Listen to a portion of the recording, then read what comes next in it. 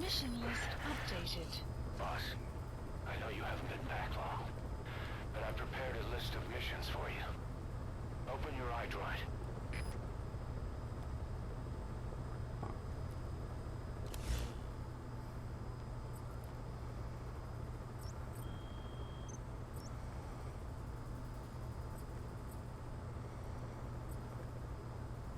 Please select a mission.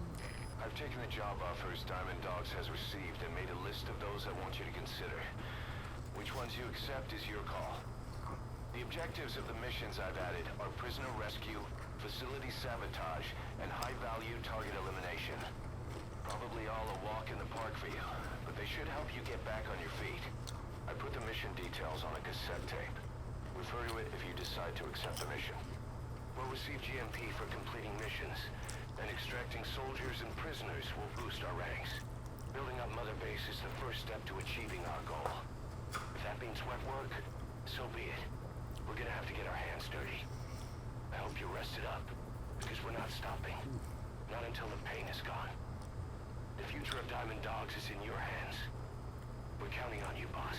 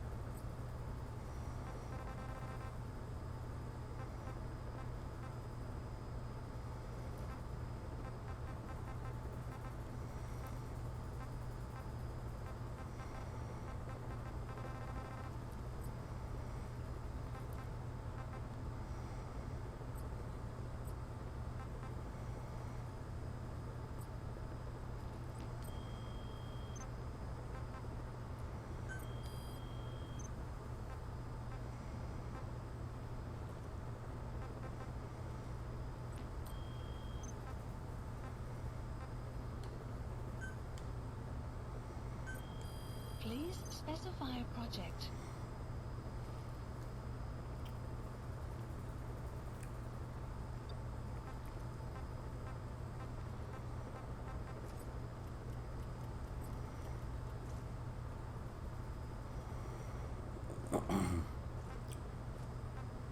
Use sniper rifle.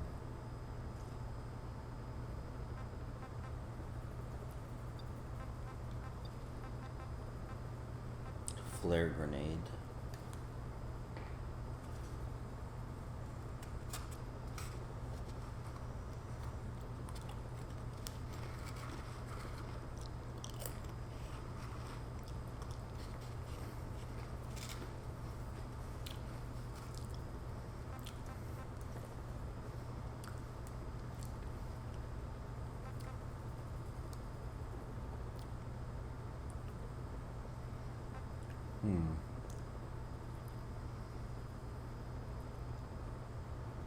Oh, we need C4.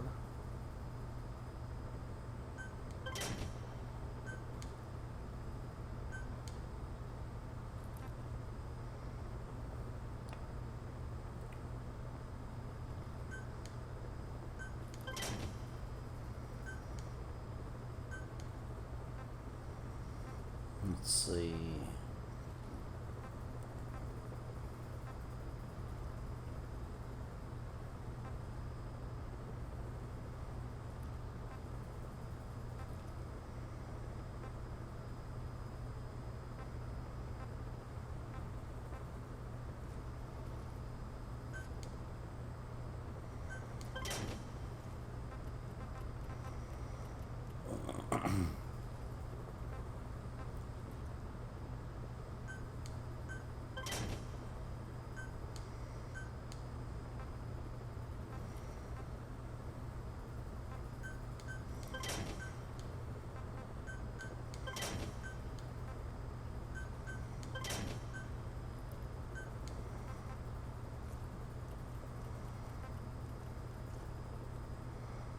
twin barrel shotgun.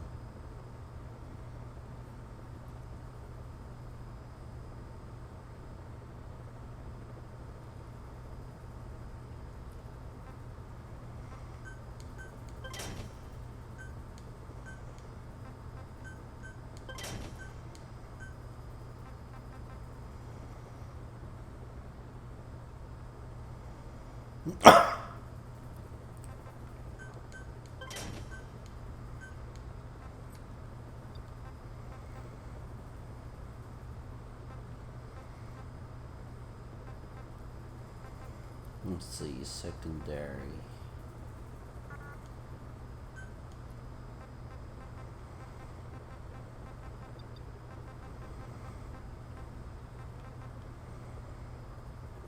What the heck?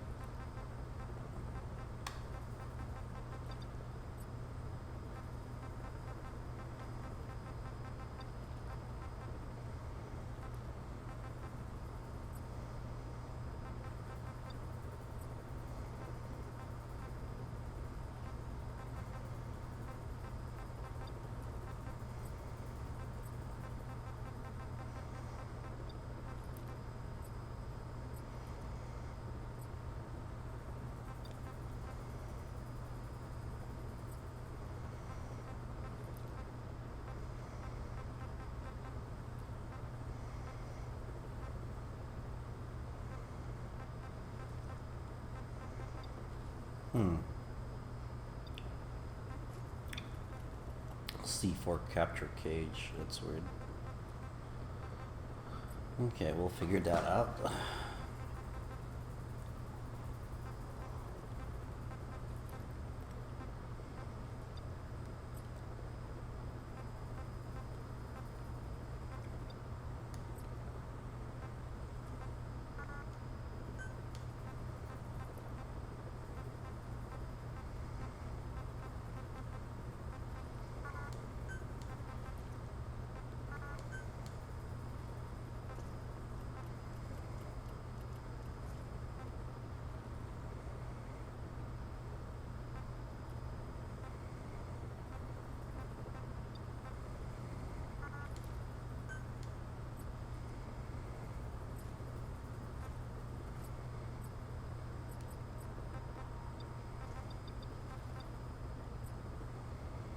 The hell did my gun go?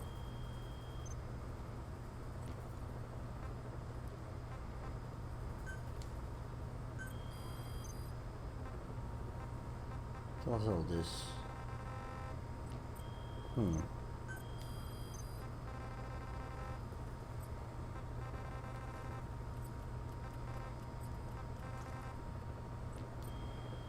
The heck? I'm not sure what those are.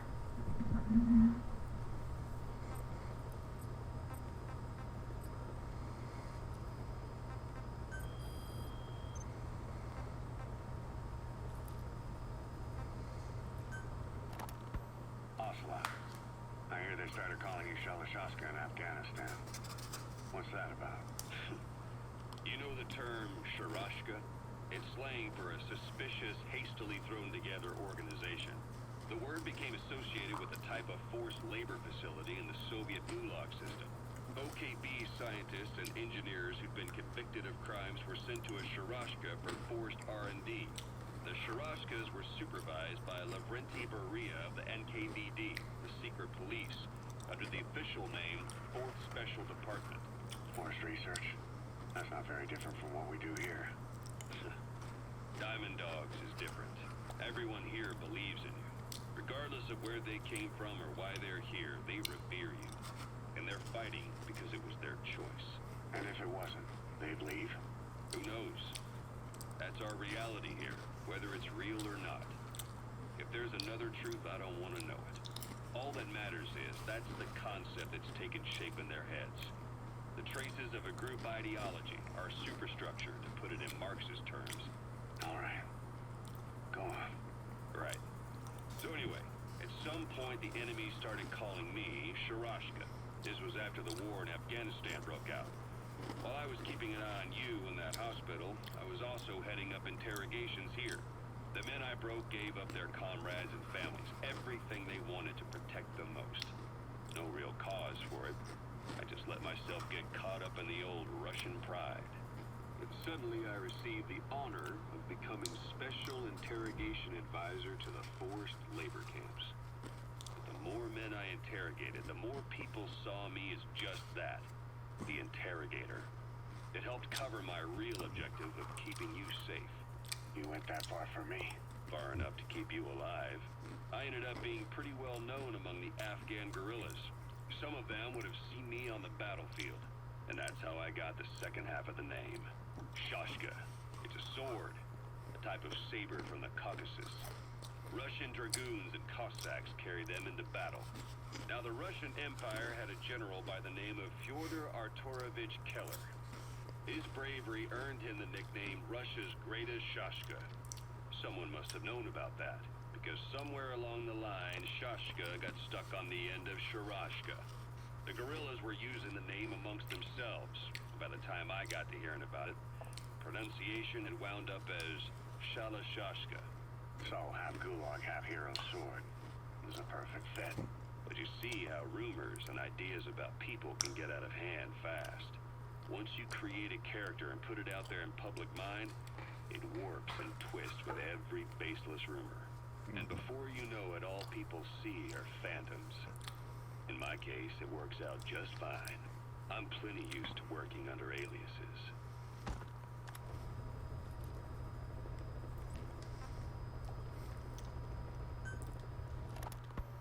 So SALT 2 still hasn't gone into effect. That treaty was drawn up to limit not just the size of the U.S. and Soviet Union's nuclear arsenals, but also their delivery systems. The whole deal. That's when we thought all those years of negotiations had paid off. Somebody decides to invade Afghanistan. The timing couldn't have been worse. The president was in the middle of the SALT 2 talks back then. You mean while you were busy trying to stop Peace Walker? I heard. President Ford was meeting with the General Secretary in Vladivostok. In his absence, the political brass in America detected what they didn't realize was small secret state over Peace Walker. We were on the verge of ordering a retaliatory nuclear strike. Coleman's big idea.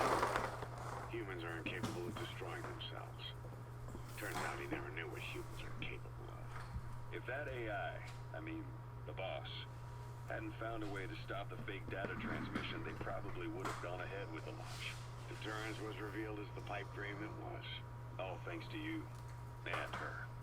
The U.S.-Soviet talks looked set to fall through. What happened in Nicaragua no doubt helped trigger a change of heart.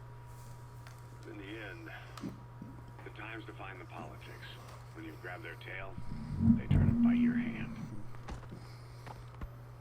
I first met you 20 years ago now. The place was Selenouyarsk in the Soviet Union. We were enemies. I was with the GRU. You were still fighting for America. 1964. Operation Snake Eater. Its objective? The assassination of the legendary soldier known as the Boss. When you returned home successful, they awarded you the title Big Boss. Your CO, Zero, sought to carry on the boss's will by covertly establishing his own organization. You knew the original members from Operation Snake Eater.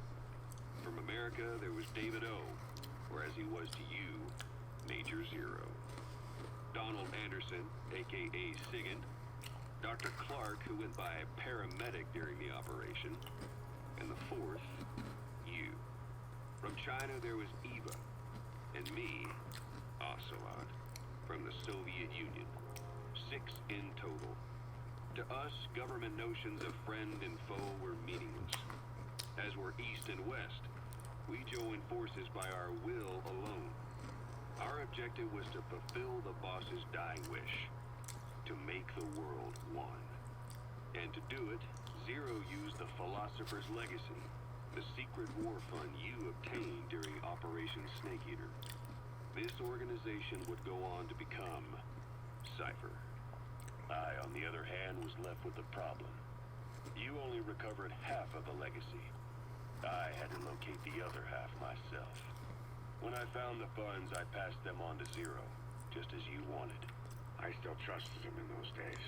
We thought what he was doing was the boss's will, until he started that one project.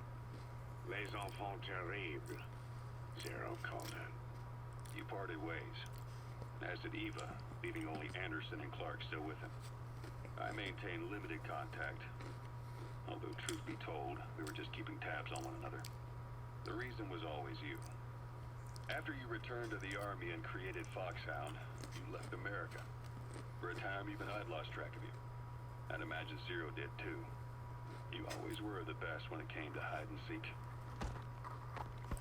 Zero created Cypher, an information network to tap into every corner of the globe. Woven together, Cypher's arteries make the world just one big organism. And that's not all. It also monitors the thorn in Zero's side. That's you, tracking your coordinates wherever you might go. The further you strayed from your roots, the larger Zero became. It's as if he was trying to close the gap between you. But before long, he disappeared from public life.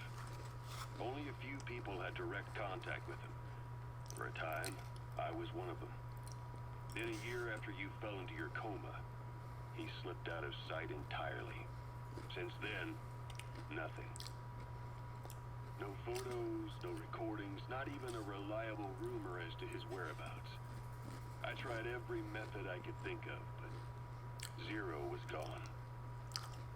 Freed of his control, his creation, his power continued to grow. Cypher is a great beast, and Zero was its spine. But even without him, it's endured, evolved. But now its body is rotting, riddled with parasites. Parasites like the ones who attacked you 9 years ago in the Caribbean, and then at the hospital. Cypher's Black Ops Unit, XOF. They learned where you were, and came to wipe the slate clean. Those douchebags.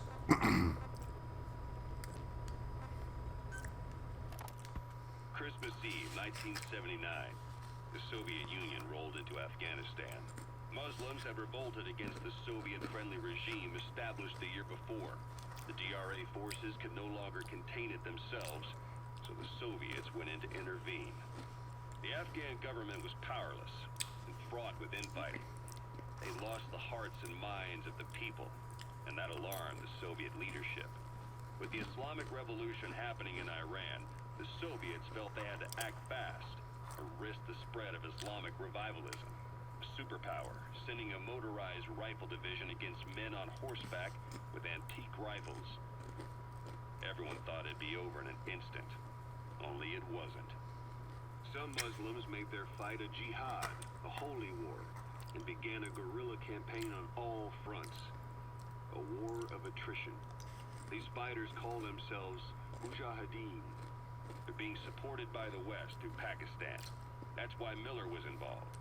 He was training them near the Zero Line, sponsored by the CIA.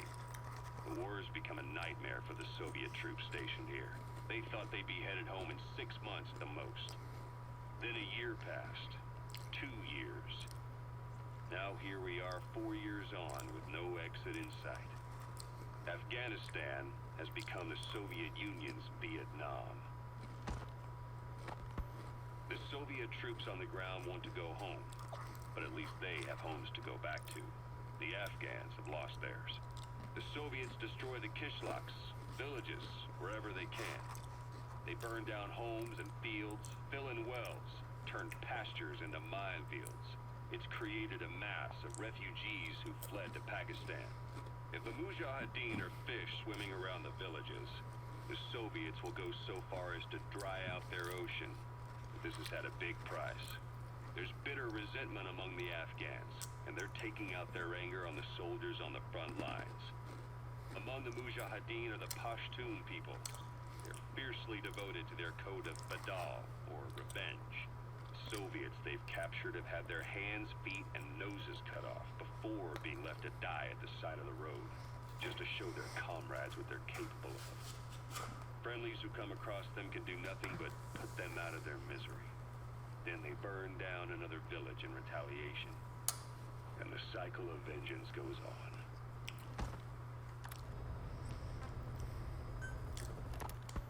Snake, I wanted to ask you about the man on fire. What do you remember from the hospital? Anything we can use? Well, he took off the moment the sprinklers started up. Sprinklers?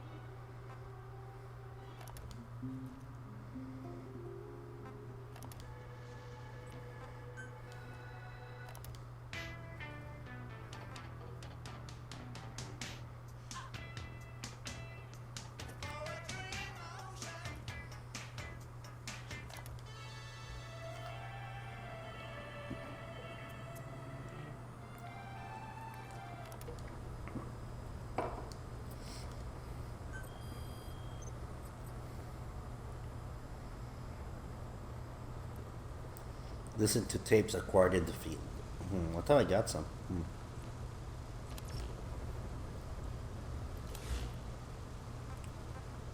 Please select a mission.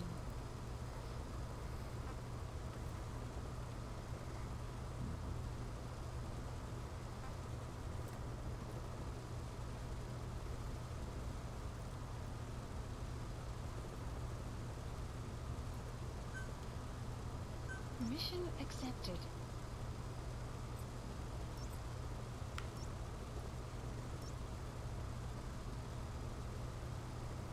Mission not accepted. Development complete. Farming villages in southern Vahan have been subjected to a strategic bombing campaign the past several weeks. The damage is spreading. It's part of the Soviet Scorched Earth operation aimed at wiping out the guerrillas. The target this time is the commander of the Spetsnaz detachment. He's been key to the operation's success. People say this guy's responsible for annihilating the Mujahideen at Smasilaman, the Hamid fighters, overnight. He's a tough, experienced commander. Don't underestimate him. The order from my client in the west is to shoot on sight. They want him out of the picture for good. Sorry, boss. This one's purely business. Wet work.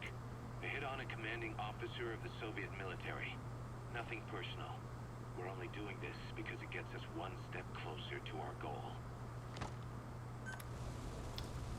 Mission accepted. Heading to Afghanistan.